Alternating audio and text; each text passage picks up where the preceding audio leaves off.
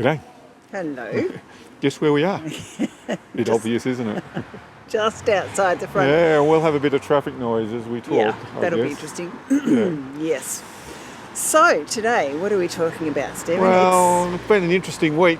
It has. Had A few things have a been few going phone on. calls from a friend of mine who's struggling with his marriage, and then I was talking to my sister who's now over about 12 months, a bit over 12 months since Separated. her Which separation. is very unexpected. Yeah, 40 years of marriage, and then Out the window. a really good friend of ours whose marriage he talked about at the end of last year after 47 years finished, and we've just been grieving as we talked a bit about it this morning, weren't we? It's been very sad to see these Christian marriages all fall apart. Yeah. And it just reminds us that we are broken people and we can allow crevices to get in the middle of relationships if we don't work on them. Yeah, that's right. And also sometimes acknowledge that maybe we need help. I think in some of these issues there's some mental health issues which, It's certainly true in one situation. Yeah. It's been an Yeah. ongoing issue, and Yeah. so my friend was saying last night the relief that he felt by being able to say, you know what, I still love my wife, but I really don't like her at the moment. And that was a big decision for him, and not an easy one, and yet it was a profound one for him. Yes, and just realising that it's a temporary thing. It's not going to be forever. And that love is a choice. Yeah. Love is a choice. It's not something that really, if you rely on your feelings, it goes up and down, up and down, up and down.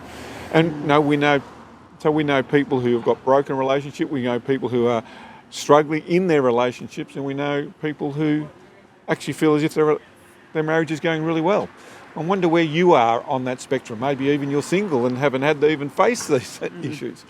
But our Or maybe encouragement- you have had a broken marriage, and that's really sad. And yet we understand that everyone is broken and fallen, and there is grace in that. Yeah, that's right, for all of us. But it's good for us to reflect and to realise that actually to maintain these things takes work. It just doesn't happen automatically. It does take effort, Intention. thought, prayer, and sometimes it needs just talking to a good friend or to a counsellor or whatever to enable you to get through some of the stuff that gets in the way. And the pressure we put on marriage these days too, where you're supposed to be your best friend and you're confident and your lover and you're all be all and end all, and fulfill actually all your emotional needs. That's really not possible for one person to fulfil. That's right. Historically, right through different societies, people who've relied on friends and family to help them through. And so a marriage is not meant to actually maintain and sustain everything, because in actual fact it can't. So encouragement is for you. If you need some help, grab it, get it.